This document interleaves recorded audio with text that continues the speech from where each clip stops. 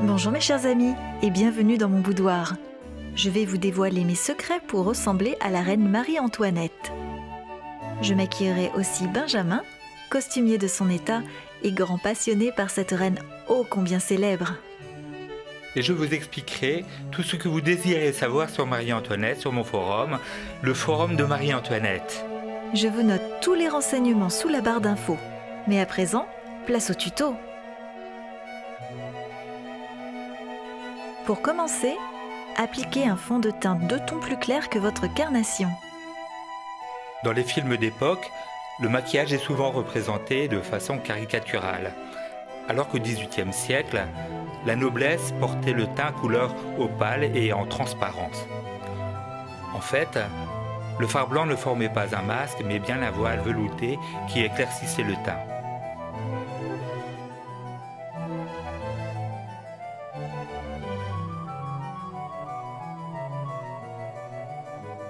Atténuez vos cernes, si vous en avez, avec quelques touches d'anti-cernes.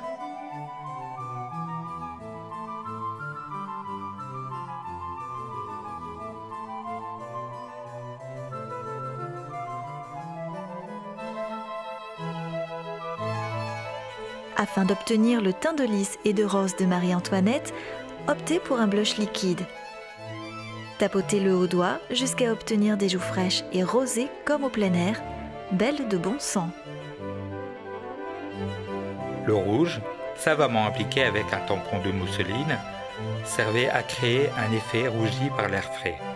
Voilà pourquoi Marie-Antoinette peut ne pas nous paraître maquillée si elle est fardée avec goût et élégance.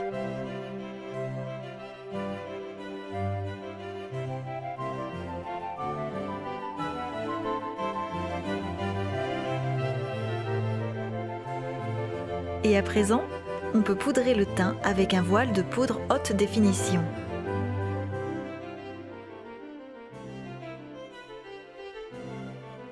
Arrangez vos sourcils sans les modifier, juste histoire de les recolorer.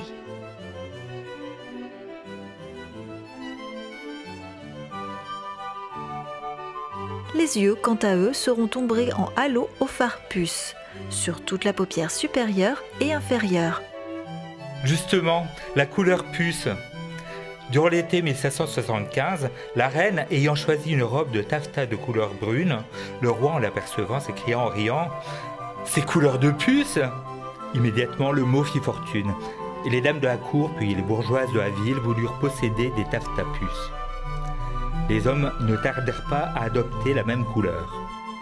La mode a toujours eu des bizarreries et elle fait naître des fantaisies et des caprices excentriques. Ajoutez un trait de couleur chair sur la muqueuse et une pointe de mascara pour ouvrir le regard. À l'époque, on ne maquillait pas les cils. Le mascara sera inventé au XIXe siècle par un chimiste nommé Eugène Rimel. Pour les lèvres, on reprendra à nouveau le blush liquide. Cette fois-ci, on l'applique au pinceau, couche après couche, jusqu'à obtenir un joli vermillon.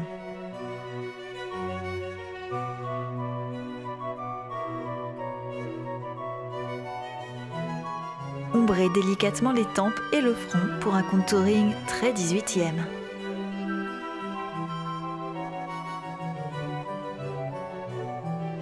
La coquetterie de l'époque voulait que l'on ajoute des mouches en velours ou en taffetas pour accentuer ses humeurs et traits de caractère. Mais avant tout, elles étaient destinées à mettre en valeur la clarté du teint. On les collait avec de l'essence de benjoin. Un code bien précis donnait à chacune une signification selon l'endroit où on la posait. Près de l'œil, elle se nomme assassine ou passionnée. Sous la lèvre, elle devient friponne ou coquette.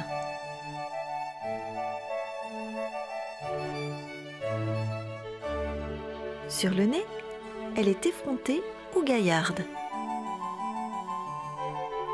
Sur le front, elle est majestueuse.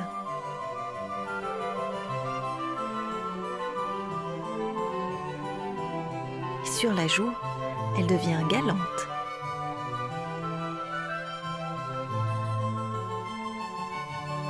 Sur une ride ou au creux du sourire, elle est enjouée. Sur la poitrine, elle est généreuse. Et sur un bouton ou encore sur le menton, elle est recéleuse.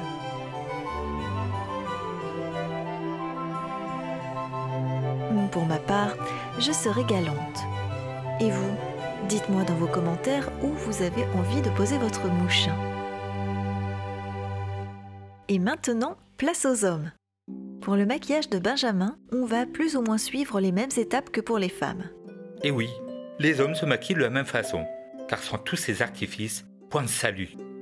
Le teint sera clair et sans cernes.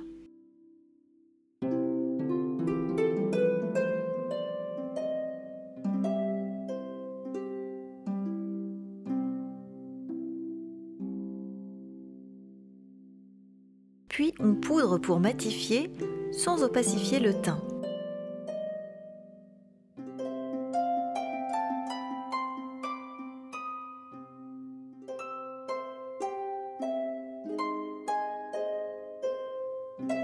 Le blush, quant à lui, sera posé à la poudre et au pinceau sous les pommettes.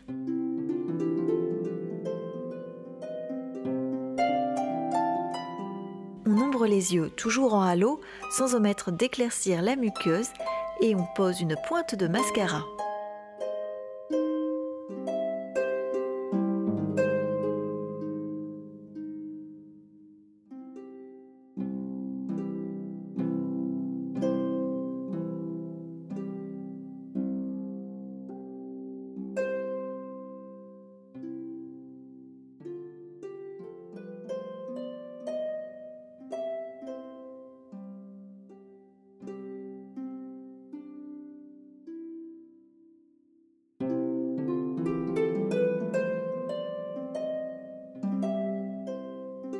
Les lèvres, quant à elles, seront rehaussées avec un ton nude.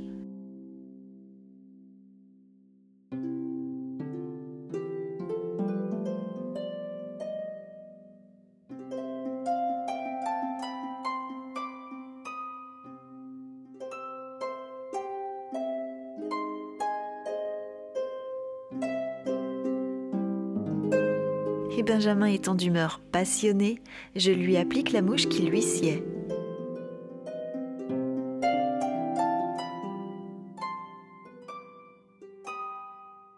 Autre trait de coquetterie de l'époque, il n'était pas rare de voir des veines bleutées dessinées sur le front. Cela rehaussait la pâleur du visage des aristocrates.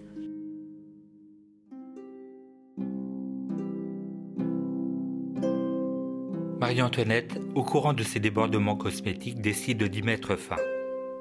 Elle se nettoie la peau au vinaigre, se tonifie avec l'eau des charmes et blanchit son teint à l'eau d'ange. Fini le teint blafard, elle apporte une nouvelle jeunesse à l'art d'être belle. Elle change les critères de beauté, stupéfie la vieille garde de la noblesse française par ce qui est considéré comme une excentricité ahurissante. Mais ceci est une autre histoire. Et voilà mes amis, j'espère que vous aurez apprécié ce tuto d'époque riche en anecdotes. Laissez-moi vos commentaires et un pouce up sous la barre d'infos et abonnez-vous. Et je vous embrasse très fort et je vous dis à très vite. Et en attendant, amusez-vous!